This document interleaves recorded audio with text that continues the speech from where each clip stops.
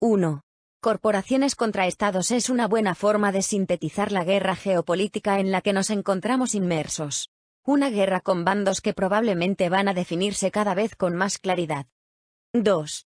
Con el modelo neoliberal y la caída de la Unión Soviética, las grandes corporaciones han venido influyendo decisivamente sobre los estados occidentales y, de una forma u otra, controlando a través de ellos el conjunto del mundo.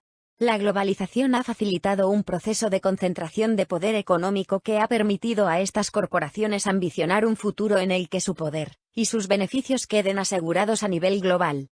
3. Esta estrategia requiere a instituciones políticas de ámbito mundial controladas por estas corporaciones. B. Drástico debilitamiento de los estados nacionales. 4. Parece claro que esto implica también un debilitamiento del concepto de democracia. El sistema democrático occidental siempre ha estado sometido a una enorme presión corporativa, pero las grandes corporaciones parecen haber entendido que ya no necesitan este soporte y que los estados deben ir debilitándose, tanto a través de la cesión de funciones a instituciones supranacionales bien controladas por las corporaciones como diluyendo la representatividad democrática de los estados. Estados débiles y, a la vez, autoritarios. 5.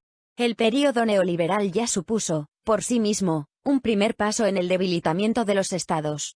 Las corporaciones occidentales han ido aplicando esta estrategia progresivamente durante las últimas décadas, y parecen entender que ha llegado el momento de dar el gran salto adelante.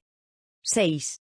Como modelo económico o modelo de desarrollo, este salto adelante se está apoyando en el proyecto que la élite corporativa está denominando Gran Reinicio, y que incluye nuevos pasos en el debilitamiento de los estados, y el reforzamiento de instituciones globales bien controladas por las corporaciones. 7.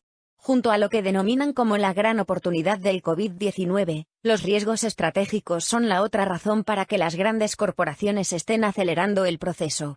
Riesgos planteados por los grupos claramente opuestos al diseño estratégico de la élite corporativa, los países emergentes, Rusia y China fundamentalmente, y los populismos occidentales de izquierda y derecha.